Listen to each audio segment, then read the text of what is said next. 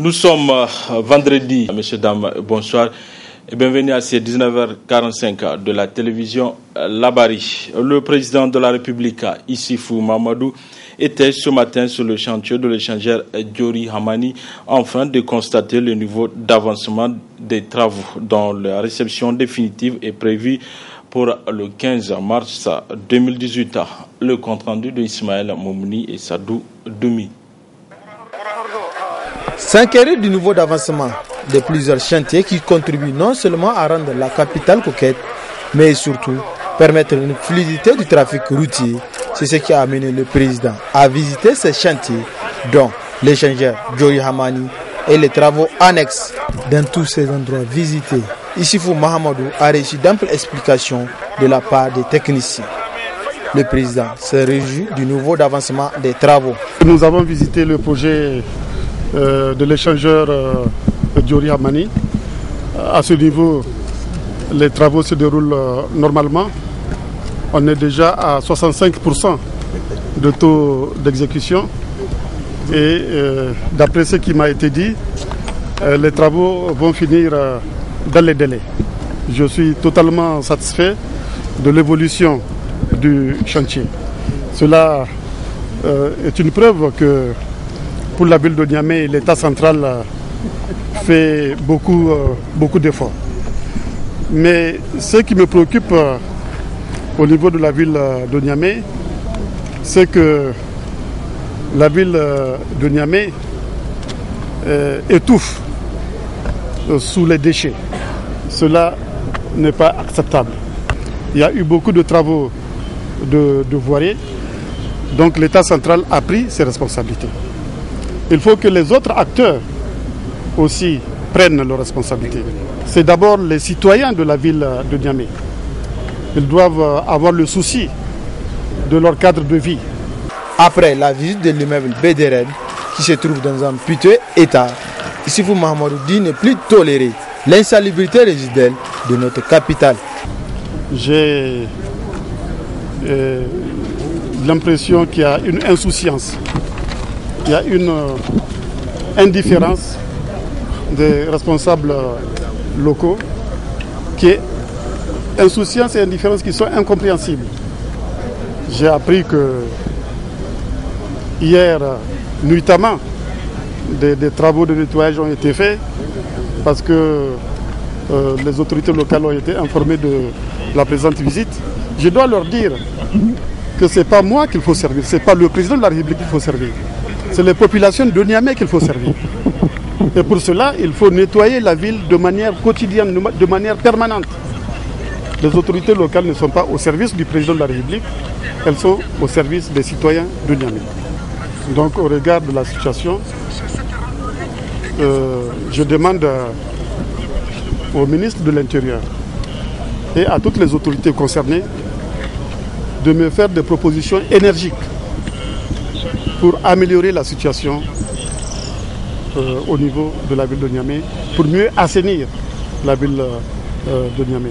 Par conséquent, dans les prochains jours, dans les prochaines semaines, nous serons obligés, nous, de prendre nos responsabilités. À travers ces propos, le président de la République donne une sommation aux responsables des services et autres institutions étatiques qui s'en chargent de la salubrité de la ville de Niamey et demande par ailleurs la collaboration de la population pour rendre la capitale propre. Niamey est sale, très sale. Pourtant, le président de la République a pris l'engagement d'assainir la ville de Niamey. En effet, ce vendredi, en visitant le chantier du 3e échangeur, le président Issoufou Mahamadou s'est rendu compte du degré d'insalubrité qui gagne la ville de Niamey. Le président rejette la responsabilité sur les autorités locales. C'est dans un reportage signé Hassan Saleh Mustafa. Depuis son accession à la magistrature suprême du Niger en 2011, le président de la République Issoufou Mahamadou avait promis de rendre Niamey la capitale propre, d'où l'idée de la création du programme Niamey Yala. Cependant, 6 ans après, cette Niamey, ville coquette tant entendue par la population, tarde à devenir une réalité. Le premier constat pour tout visiteur de la capitale, c'est l'aspect insalubre de la ville qui frappe l'œil. Des ordures presque partout dans les différents quartiers, même les nouvelles infrastructures routières sont menacées par cet état d'immondice qui mettent mal à l'aise les riverains en les exposant à tous les risques sanitaires. Dans certains endroits, ces ordures cohabitent même avec les marchandises. C'est l'exemple du marché Djamagué de la capitale, sérieusement menacé par ces déchets qui font face à la résidence du président du conseil de ville de Niamey. En visite dans ce secteur ce vendredi, le président de la République, Issoufou Mahamadou, était agréablement surpris du degré d'insalubrité sur ce site. Le président Issoufou pointe du doigt les autorités municipales comme seuls responsables de cette situation. Issoufou Mahamadou a décidé d'ailleurs de prendre toutes ses responsabilités. Hier, nuitamment, des travaux de nettoyage ont été faits parce que les autorités locales ont été informées de la présente visite. Je dois leur dire que ce n'est pas moi qu'il faut servir, ce n'est pas le président de la République qu'il faut servir. C'est les populations de Niamey qu'il faut servir. Et pour cela, il faut nettoyer la ville de manière quotidienne, de manière permanente. Les autorités locales ne sont pas au service du président de la République, elles sont au service des citoyens de Niamey. Au regard de la situation, je demande au ministre de l'Intérieur et à toutes les autorités concernées de me faire des propositions énergiques pour améliorer la situation au niveau de la ville de Niamey, pour mieux assainir la ville de Niamey. Par conséquent, dans les prochains jours, dans les prochaines semaines, nous serons obligés, nous, de prendre nos responsabilités. Visiblement, le président de la République n'est pas du tout content. Issoufou Mahamadou est en colère face à la mauvaise gestion de l'insalubrité dans la ville de Niamey. Doit-on alors s'attendre à de nouvelles décisions? Les autorités municipales vont-elles attacher leur ceinture pour mobiliser davantage de moyens en vue de débarrasser Niamey de ses ordures dans le plus bref délai? Les réponses à ces questions dans les prochains jours. Les enseignants contractuels créés en main seront bel et bien évalués. Raison a été donnée ce matin au ministre Marté par le Conseil d'État. Après les auditions hier, le juge a déclaré irrécevable la requête des enseignants. Le compte rendu avec Nafissatou Yahaya. Les militantes et militants de la synergie Cause Niger-Sinaseb se retrouvent une fois de plus au Conseil d'État pour le délibéré du procès les opposant au ministre de l'enseignement primaire relativement à l'évaluation des enseignants créés en main. Un procès intervenu après une requête de la synergie que le juge vient de déclarer irrécevable. Aujourd'hui, mais nous avons voulu quand même mettre les directions compétentes en la matière à l'épreuve. Vous avez quand même suivi que nous avions régulièrement déposé notre requête par rapport au litige qui nous oppose au gouvernement nigérien, principalement le ministère de l'enseignement primaire, sur la question de l'évaluation. Parce que pour nous, nous sommes contre cette évaluation du fait qu'elle ne respecte pas le statut de la fonction publique. Et il se trouve que ce matin, au lieu de se prononcer sur le fond du débat et sur la question que nous avions posée au niveau du Conseil d'État, le Conseil a clairement notifié qu'il ne reçoit pas notre requête, donc a déclaré irrecevable notre requête. Pour nous, il n'y a pas eu de jugement de fond, il n'y a pas eu de procès entre l'État du Niger et la synergie Cause d'action Cause Niger-Sinaseb, et pour cause, nous, en tout cas, au niveau de cette synergie, nous maintenons notre position et de boycott de cette évaluation. Et nous demandons fortement à l'ensemble des militantes et militants engagés au niveau de la synergie de créer toutes les conditions et d'utiliser tous les moyens nécessaires pour qu'effectivement cette évaluation-là ne puisse pas se dérouler demain et après-demain, comme va vouloir l'organiser le ministre de l'enseignement primaire. Ainsi, la synergie Cause Niger-Sinaseb n'entend pas baisser les bras concernant l'évaluation, qu'elle demande d'ailleurs à l'ensemble de ses militants de boycotter sur toute l'étendue du territoire national. Justement, la coordination nationale de la synergie d'action Cause Niger-Sinaseb a rendu publique une déclaration cet après-midi au siège du CNT. Objectif, inviter leurs camarades à boycotter l'évaluation telle que propose de l'organiser le ministre Dauda Marté. Le compte rendu avec Ismaël Moumouni et Ibrahim Abdou. Exprimer leur mécontentement suite à l'irrécevabilité de la requête par le Conseil d'État relative à l'évaluation des enseignants contractuels créés en main et la note de service portant résiliation des contrats de certains enseignants de la région de Tillabéri, objet de cette déclaration. La synergie d'action cause Niger, SYNASEB, est plus que contrariée d'entendre que le Conseil d'État ne trouve pas d'urgence pendant que les lois de la République sont délibérément violées par le ministre Marté avec l'onction du président de la République. En effet, comment le Conseil d'État peut-il ignorer les dispositions claires de l'article 158 déterminant les modalités d'évaluation des agents contractuels de la fonction publique et de l'article 182 du statut général de la fonction publique qui détermine les conditions de résiliation de contrat de travail d'un agent contractuel de l'État. Aussi, comment le juge peut-il nier la qualité d'un syndicat à défendre ses militants? Enfin, comment le juge peut-il nier l'urgence lorsque la volonté manifeste du gouvernement est de réduire lâchement et cyniquement l'effectif des enseignants contractuels pour cause de son incapacité à faire face au paiement de leur salaire? Pour preuve, à ce jour, les enseignants contractuels attendent encore le paiement des pécules du mois de juin. Au regard de cette situation peu enviable, la synergie d'action cause Niger, SYNASEB, félicite et encourage les enseignants qui ont su résister aux intimidations de l'administration et ce, à tous les niveaux.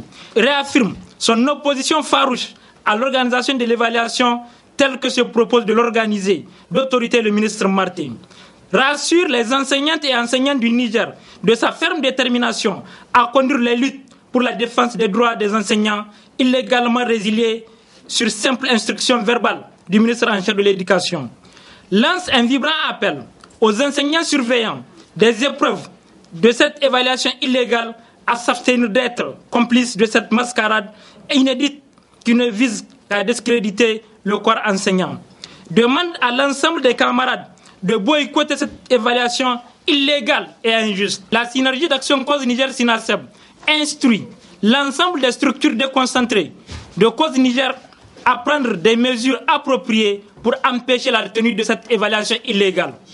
Enfin, la coordination nationale de cause Niger SYNASEB rend le gouvernement seul et unique responsable des perturbations inévitables du système éducatif nigérien et leurs conséquences graves du fait de leur entêtement de violer délibérément les lois qui régissent l'évaluation des agents de l'État. Ce bras de fer entre le ministre des Enseignements primaires et la synergie d'action cause Niger SYNASEB va avoir certainement un coup dur sur le système éducatif qui est déjà mal au point. Affaire donc à suivre. L'acteur de la société civile Mahamadou Gamaké a été libéré hier soir de la prison civile de Niamey. Interpellé depuis le 23 juin dernier, ils étaient nombreux, parents, amis et camarades de l'État à l'accueillir à la devanture de la prison. Le compte-rendu de Ismaël Moumouni et Aboubakar Souley. C'est aux environs de 20h30 que l'acteur de la société civile Mahamadou Gamaké quitte la prison civile de Niamey, habillé en rouge, symbole de la révolution, où parents, amis et camarades de lutte l'attendaient depuis 17h. Tout fraîchement sorti de la prison, Gamaké Mahamadou a adressé ses témoignages à l'endroit de tous ceux qui l'ont assisté. Nous remercions tous les camarades acteurs de la société civile, de l'intérieur comme de l'extérieur, qui nous ont soutenus. Nous remercions encore la presse qui a fait un travail remarquable. Nous remercions ensuite nos proches, nos parents, nos amis, notre conseil d'avocats, plus particulièrement l'association des jeunes avocats à travers leur président, Maître Boudel, qui depuis qu'on nous a arrêtés, et non sans relâche, continuer à faire le combat pour la manifestation de la vérité. Nous sommes arrêtés, en tout cas, la nuit du 22 au 23, moi, vers 2h du matin, par les éléments de la PJ. Après un séjour à la PJ, ils nous ont présenté devant le parquet sur un chef d'accusation qui ridiculise même le corps de la magistrature pour lequel nous avons été interpellés. Son séjour passé en prison ne va en aucun cas faillir à sa détermination en défendant la démocratie, estime l'acteur de la société civile. Notre séjour ici, dans cette prison, nous a réconfortés dans notre conviction et nous a prouvé qu'effectivement, la justice, il y a un sérieux malaise au niveau de la justice. Parce que nous avons vu des choses. Il y a un adresse qui dit en quelque chose, malheur est bon. Le fait que nous sommes venus ici ils pensent qu'ils sont venus, ils nous ont envoyés pour nous châtier. Au contraire, nous sommes venus en séminaire, un atelier de renforcement des capacités, parce que nous avons vu des choses, nous avons entendu beaucoup de choses qui n'honorent pas la justice, qui n'honorent pas notre pays. Cette prison, ce n'est pas une prison, c'est un camp de constatation, c'est même une fosse commune. C'est regrettable, c'est déplorable. Et c'est ça qui nous pousse à dire encore qu'il y a des problèmes. Pour rappel, l'acteur de la société civile a été interpellé pour une publication sur les réseaux sociaux en donnant son avis par rapport à certains juges nigériens. Affaire Africa, État du Niger. Le Niger vient d'enregistrer une victoire à Paris. Selon un des avocats du Niger, le juge parisien qui a été saisi d'une demande de sursis a statué en donnant un avis favorable à la requête de la défense du Niger. Réaction de l'acteur de la société civile, El Haj Idi Abdou, qui salue cette victoire. Le Niger, effectivement, a formé une demande de révision, à révision de la sentence arbitrale du 6 octobre 2014. Et nous estimons, dès lors que le Niger a réussi à obtenir ceci, ça veut dire que le Niger a développé des arguments et qu'il revient maintenant au Niger d'aller maintenant à la source, parce que la source ici c'est la sentence arbitrale. Et dès lors que nous avons évidemment introduit un recours à révision de cette sentence arbitrale au motif qu'elle a été entachée d'irrégularité et que nous puissions maintenant à Abidjan démontrer que réellement cette sentence a été effectivement entachée d'irrégularité et c'est ça notre voie de salut. Si nous réussissons et si nous réussissons à effectivement apporter les preuves de cette fraude organisée, ça veut dire que Dieu merci, le Niger effectivement va gagner. Parce que dès lors que nous sommes capables et nous avons démontré que la fraude, une fraude a entaché cette sentence, à ce moment, cette sentence devient caduque. Ce qui s'est passé ne devrait pas se passer si les Nigériens qui ont la charge de ce dossier ont fait preuve de l'amour de ce pays-là. Si les Nigériens qui étaient chargés de ce dossier n'ont pas fait preuve d'un laxisme et d'une légèreté inacceptable. Mais je pense que maintenant, tout semble que la leçon a été tirée. Et que maintenant, la société civile s'est mobilisée, tout le monde s'est mobilisé pour dénoncer cette légèreté et vraiment ce manque de patriotisme qui a motivé ce qui nous est arrivé. Et maintenant, nous estimons que dès lors que maintenant on a réussi à obtenir le sursis, ça veut dire qu'on a déroulé des arguments. Et nous estimons que maintenant nous allons étoffer notre argumentaire pour prouver qu'une fraude a entaché la sentence. Et à ce moment-là, c'est la seule voie de sortie où on démontre la fraude. Preuve à l'appui qu'effectivement ça a été entaché d'irrégularité et c'est en faveur du Niger et le Niger effectivement va gagner. Dès lors que nous sommes en position de démontrer l'irrégularité qui a caractérisé la sentence, le débat est clos, nous ne pouvons que gagner. À l'occasion de la commémoration du premier anniversaire de la tentative du coup d'État du 15 juillet 2016, l'ambassade de la République de Turquie au Niger a animé une conférence de presse ce matin. Un film sur ces coups d'État a été projeté à l'occasion. Le compte-rendu de cette cérémonie avec Nafisa Zakou et Soumela Abdoulaye. C'est pour commémorer le premier anniversaire de la tentative du coup d'État échoué du 15 juillet 2016 que cette conférence de presse de l'ambassadeur de la République de Turquie au Niger est organisée. Occasion pour le diplomate de faire un rappel des faits. Le 15 juillet n'était pas un putsch typiquement militaire. Il est impossible de trouver les mots appropriés pour décrire la brutalité, la perfidie que les putschistes avaient déployée cette nuit-là. C'était le pire acte de terreur jamais connu dans l'histoire de la République de Turquie. Ils ont utilisé du matériel militaire mortel contre des civils innocents qui étaient descendus dans les rues pour protéger leur institution démocratique. Ils ont tué du personnel militaire fidèle qui les avait pris pour des frères d'armes ainsi que des officiers qui avaient refusé de prendre part à cette tentative. Les putschistes ont utilisé des avions de combat pour bombarder la Grande Assemblée nationale de Turquie, le palais présidentiel, le siège du service national de renseignement, dans le but de les soumettre. Ils ont tenté d'assassiner le président de la République et le Premier ministre. Cette nuit, ils ont ôté la vie à 250 citoyens turcs et blessé plus de 2000 personnes. Un an après cet attentat, des efforts ont été consentis par les autorités turques. À la date d'aujourd'hui, plus de 345 institutions qui étaient fermées ont été rouvertes. Plus de 34 000 fonctionnaires ont été réintégrés à travers les conseils de révision administratifs.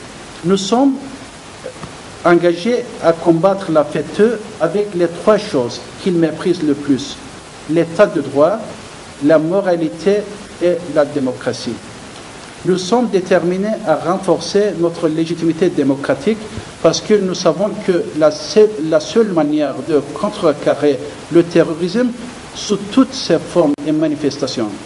Nous sommes déterminés à combattre ces ennemis de la démocratie par la démocratie. L'ambassadeur de Turquie a salué la coopération qui existe dans tous les domaines entre la Turquie et le Niger. Je saisis également cette occasion pour remercier aux autorités nigériennes qui nous accompagnent dans nos efforts, dans le combat que nous menons contre les institutions et les personnes liées à cette organisation terroriste en ne leur permettant pas d'exercer des activités au Niger.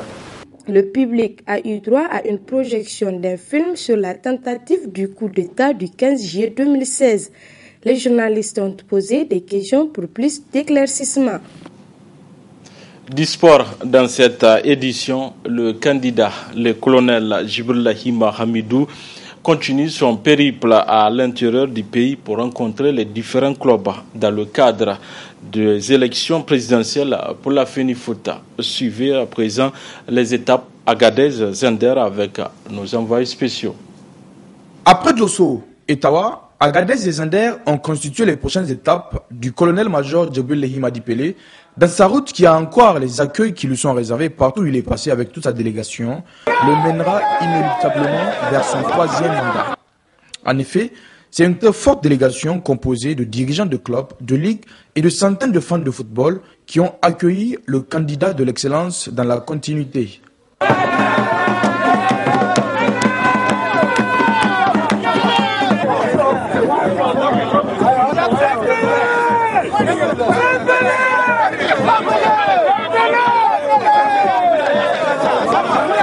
Comme je l'ai dit, on a le parachèvement de l'aspect des installations sportives, donc l'aspect infrastructure, qui va se finir par la construction des sièges des ligues régionales.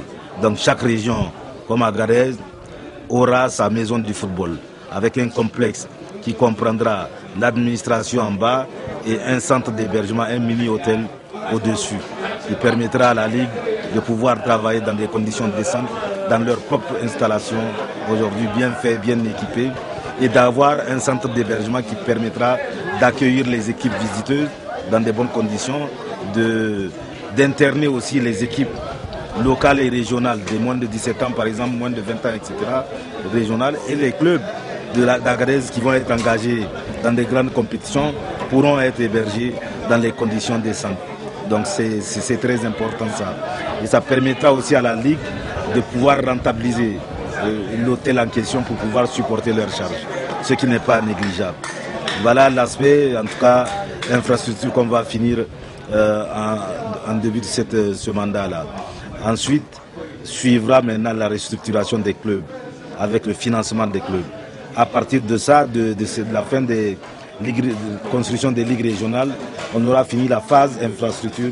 On va se consacrer maintenant et consacrer tous les fonds qu'on va avoir le maximum en tout cas en direction des clubs pour qu'ils puissent se restructurer, pour qu'ils puissent vivre décemment et faire du bon football. Aussi avec Tilaberi, nous avons passé par Dosso, nous avons passé par Tawa, Agadez, nous sommes à Zander aussi avec les délégués de DIFA, ils ont fait le déplacement, ils ont dit que vraiment vis-à-vis de notre fatigue, vraiment ils se sont déplacés, ils sont venus à Zander, nous sommes actuellement ils sont dans la salle avec ceux de Zander, nous sommes en train de collaborer ensemble et vraiment c'était formidable. Et là où nous avons eu un accueil chaleureux.